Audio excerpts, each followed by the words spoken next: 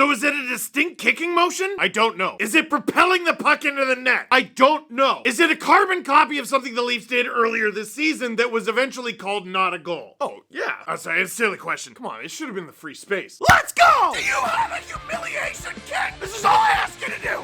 I'm having a great finger flick. You're allowed to show up. This team is ruining my life. I'm taking crazy pills. With you, wherever you are, welcome to LFR.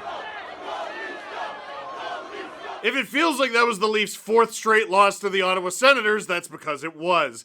Leafs lose 2-1 to the aforementioned Ottawa Senators. Boo and hiss. Even though the Leafs had the home crowd advantage, and they were loud like everyone wanted them to be, even though the game kind of sucked, and they lost, which made it suck more. After that game, I need a vacation. I love vacations. But you know what I hate? Besides kneeing the puck in? Roaming charges. It's almost enough of a reason to stay at home. But lucky for me, I've got Saley. Saley is a new eSIM service app brought to you by Nord Security. All you gotta do, download the Saley app, choose from several affordable eSIM plans covering over 160 countries. Now you don't have to line up at the airport to buy a local SIM card or scramble if you run out of data. Data?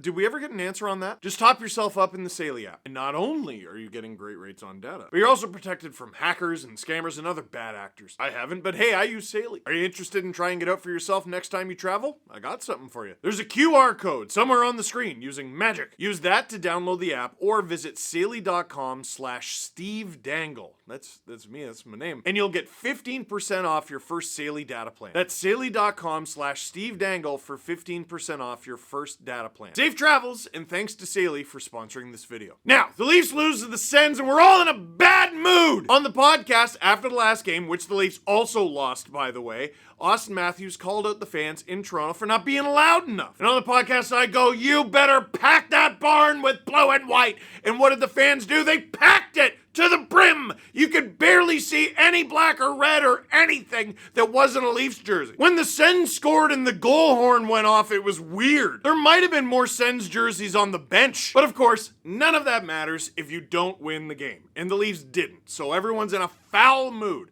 So the questions start rolling in. Like, I almost think we could take questions early in the video instead of at the end. Is it possible things might be different if they went to the net? Yes, it would be. I thought the Leafs had, they probably outplayed the Sens for most of the game. The first period was tough, but a lot of that could be explained by, hey, don't take penalties, and the Leafs took penalties, and the Sens did well on their power play, generating lots of shots, and that's why they were out shooting the Leafs at the time. The Leafs ended up getting the lion's share of the shots for the rest of the game, and that's even before score effects took over and the Sens obviously got the lead. What was the Leafs' best chance to tie the game in the final 5 minutes or so? It was the Lorentz, Holmberg, and I don't even remember who the third guy, Kampf? Was it Kampf? Out there, it was that line. Domi might have been the other guy. It doesn't matter. They went to the net. They banged and crashed. That was their best chance to get a goal. It's no disrespect to the guy because he's played really well at times in his NHL career. It's Anton Forsberg. The guy is basically the Sens' third stringer at this point. Get some rebounds. He'll give them up. He did give them up. Go to the net! And people are looking for guys to blame. How is Holmberg a better option than Domi at 2C? I'd rather see Robertson, Domi, Nylander. Injuries suck. So here's the thing. In a game where the Leafs are losing and you need a goal, I would like to see that line of Robertson and Domi and Nylander. But most of the time, I wouldn't. Domi is not an NHL center. At least he hasn't been this year. That is why he is being replaced in second line center. Tavares is out of the lineup. It should be Domi every day of the week. But he's being replaced by a guy who's been a healthy scratch recently. Like a lot. And you might be like, well, hey, Domi's played pretty well recently. Yeah, on the wing. We've seen him at center. It hasn't been good. I have a hard time blaming this game on Pontus Holmberg. Then I saw people blaming it on the power play, and it's terrible. Dude, they had one of them, and it's actually been very good recently. Overall in the season, yeah, kind of mid. Recently, very good. I saw stuff about Riley. Riley? This was one of his better games in recent memory. Yeah, he was stapled to Jake McCabe, but that allowed them to have Chris Tanev and OEL, which I also thought was pretty good. Benoit had some pop. Myers, it took a little bit. He was a little jittery at times, but then I thought he had a pretty good game. What's weird is more Leafs had bad games than not, I think. The first half of the game was awful for everyone on the ice, like including the Sens. I'm not even just talking about the league. Like those, this was, if it wasn't the Battle of Ontario, we'd be talking about how terrible of a hockey game that was. The only good thing about it is that it was tight and it was 1-1. And you're like, any shot could win it and any shot could get the lead. And as the game dragged on, you're like, okay, that shot may never come. And you know what's funny? It didn't. Because it wasn't a shot that tied the game. It was the puck bouncing off of everything and sticks that were almost high sticks, but not high sticks. And it bounces onto Shane Pinto's knee, which he propels forward, and the puck goes in, and the goal counts. Now, my biggest problem with this goal counting is that it was against the Leafs. I don't want goals to count against the Leafs. It's not like Shane Pinto, Ronaldo booted the thing into the net, skate blades everywhere, and everyone's in danger. But his leg, which the puck bounced off of, does propel forward, and it ends up in the net as a result. But, and Elliot Friedman often talks about this, do we want more scoring or less scoring? The answer is always more scoring, so we probably want goals like that to count. Okay, trying to take my personal biases out of it. Yeah, okay, fine. I understand why that's a goal. I get it. The Leafs only scored 1 goal in this game. You can't blame it on just that, although, yeah, you can. Fine. Here's the problem I have, and bless the Leafs fans for being hardcore enough to even remember this. Steven Lorentz from a Capitals game. That was a wild game. A lot of back and forth and goals that counted and didn't count. One of them was Steven Lorentz kneeing the puck into the Capitals net, and I didn't remember it offhand. I just remembered that it happened, but I'm like, okay, after the game, I'm going to watch that goal. And I bet you it's going to be different enough from Shane Pinto, from what he did, that I'm going to be like, now guys, those are two completely different things. I got to tell you, I watched the Steven Lorentz clip, and a lot of Leaf fans, you know, I don't know if you're going to like this take on it or not, but it's the exact same thing! The only difference is Pinto is standing at, like, the side of the net, and it hits the puck sideways, and it still ends up in the net by, like, a millimeter, by the way. A millimeter. It crossed the line. It barely crossed the line. And Steven Lorentz was, like, right in front of the net. That's the only difference. They both barely raise their legs. It goes off like roughly the knee area and in. I'm sure there are specifics in the rule, like, well, this is why it's different and that and that and that. But if you watch the plays side by side or back to back, which obviously I can't show them to you because that's illegal, but if you watch the plays side by side, the fact that they are not the same call, right? If they're both goals, fine. If they're both not a goal, fine. One being different than the other, friggin' stupid. Makes no sense whatsoever. It's childish, dude. What are we doing here? The semantics of, oh, well, this is, stop! They both need the puck into the net. One counted, one didn't. Dumb. Producer Drew put this poll up on the community tab on my YouTube channel. Should the Pinto goal have counted for LFR? And yes, I'm sure the majority of my subscribers are Leaf fans, but the options were yes, no, and no clue. Yes got 36% of the vote. No got 25%, so more yes than no. No clue won with 39% of the vote. That's bad. Dude, do you understand if this was an election that would be a minority government for no clue? And if you're an American watching this going, what? It's a Canadian thing. That's bad. That's not a good position to be in, man. I would love that to not be the story of this game. I would love that to not be the thing that we talk about on Sunday when the Leafs don't play, and Monday when the Leafs don't play, and Tuesday when the Leafs don't play, and heading into Wednesday when the Leafs finally play. I'm not even gonna say, oh, the Sens, like the Leafs got robbed. To me, either you got the Sens call right and the Caps call wrong, or the Caps call wrong and the Sens goal right. Either way, what are we doing here? I was saying this during the stream that we did on the SDPN YouTube channel. I feel like hockey and the NHL, more than any other sport, has new fans, casual fans, and hardcore fans in any given situation who have no idea what's going on. None. In basketball, you might have situations where you're like, oh, how is that a foul? But there are things that you can and you can't do. Oh, that's a travel, and like traveling doesn't get called. Traveling is against the rules. It's just the refs actively deciding, I'm not calling that, right? Or a carry. Oh, that's a carry, but I'm actively deciding not to call that.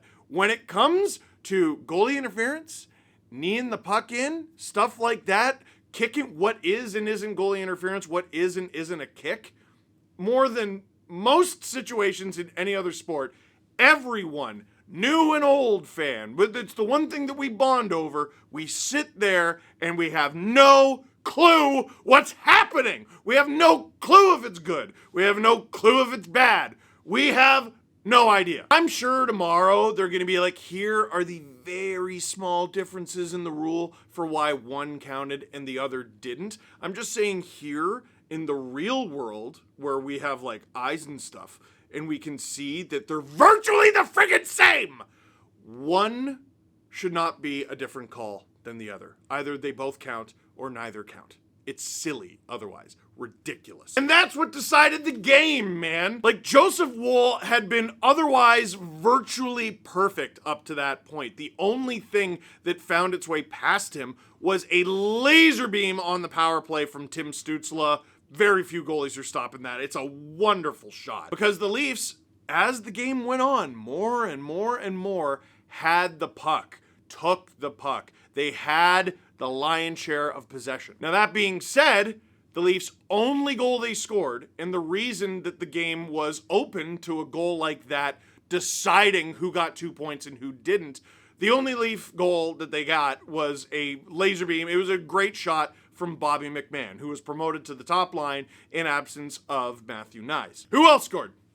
Anyone? Bueller? Who else came close?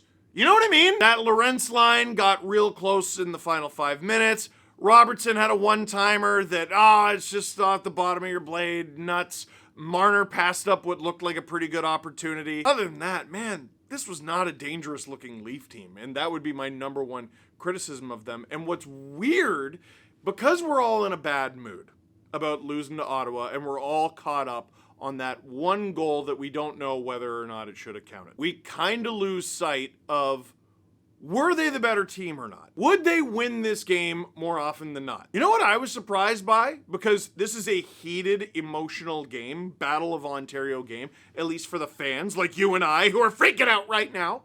Craig Berube was very even keel, and he actually thought the Leafs played pretty well. Quoting from a tweet from Maple Leaf Hot Stove, Berube on Nick Cousins' collision with Jacob Quillen, by the way. I don't understand how they missed that. To me, that is a knee all day long, which to me is a wild thing to say about a guy who got hurt at the beginning of the game and then missed the rest of the game. I do think he's right, though. And then on the team's performance, if you play hockey like that, you are going to win a lot of games. On his own team's defensive performance, they defended hard. The guys dug in. We were physical in our puck battles and did a good job. I agree with that. That is a good team over there. We know that they have a lot of talent. We just have to stick with it. If you play hockey like that, you are going to win a lot of games. In the end, we just didn't score enough. So I guess my question to you, do you think he's right? Because we're fans. Fans is short for fanatics, and I hate someone telling a fan to calm down. That's not our job. That's not our end of the bargain. Our job is to lose our mind. Fans are the reason there is a league. Hey man, do you want to pay like $200 to watch a hockey game tonight? No one who says yes to that is like, I can take it or leave it. No, you gotta be nuts. You gotta be like, yes, I will give you several days' wages to go to this hockey game with my family. That's what it is. Like, if you go to Scotiabank Arena for a family of 4, depending on where you sit, it could be like $1,000 for a 3-hour experience. It's like paying $1,000 to go see Wicked in theater. Does that sound crazy to you? Yeah, it does, because it is. But you're a fan, you're a fanatic, and that's why you do it. This jersey costs 2 car lease payments. Roughly, like after... let me think about that. Yeah, it's close. Close enough, man. Anyway, the point being, we're nuts. Craig Berube is measured. Is he right? I kind of think he might be right. I kind of think he might, like, if I separate my crazy fan brain and go into, is Craig Berube maybe correct brain? I think he's correct. I think he's right. Like, dude, for a solid, after the first period was just not good. For the next 25 minutes, at least, that felt like a game the Leafs should win. Not even should win, will win. Like, how dangerous were the Sens even after the first period? Barely at all. They hounded the Leafs really well. They had great defensive sticks. The Leafs' top line, they skated really well, but they were not able to connect a pass on anything. Domi kept getting intercepted, passes to nowhere. The Leafs had to dump it in a lot, and then the forecheck just wasn't keeping up with it. Like, the Sens skated great. But overall, yeah, I think Craig Berube might be right. If every game is like that, even though you didn't score, and you didn't exactly do the things that you need to do to score well, you probably win that game most of the time. Like, how busy of a night did the Leafs give Joseph Woll, really? Not a busy night. Not a busy or difficult night. And again, the 2 pucks that beat him, perfect shot from Tim Stützle on the power play, once in a season fluke of a knee-in goal that maybe or maybe not should have counted. Yeah, you're missing Tavares. Yeah, you're missing Nyes. I don't love that as an excuse. The Sens were missing Josh Norris. Like, everyone's missing someone, man. It's hockey. It's the NHL. So what do you think? Is Craig right? Was that a good game from the Leafs? Let me know in the comment box down below. For now, that is it for this one. Thank you very much for watching. Click like if you like this video. Click subscribe if you really liked it. Tell all your friends. I'm going to tell you something because obviously the Leafs don't play for the next 3 days. I uploaded a video on the SDPN YouTube channel last night. The Rantanen, Taylor Hall, Marty Nietzsche's Jack Drury trade that the Chicago Blackhawks also happen to be in. Over 140,000 people have watched it in 24 hours. If you haven't seen it yet, you got to go check it out. That's 22 minutes of goodness. And if you haven't caught up, if you haven't gotten hip to the craze, oh wow, on the SDPN YouTube channel, it's basically a highlight video every week for the best plays from around the OHL. We've already done at least a half dozen of them. If you haven't seen any of them, go and check them out. Are you a Leaf fan? There's some Ben Danford content in there. There's some Easton Cowan content in here. Ottawa Senators prospects show up all the time. Get involved. Get at it. SDPN.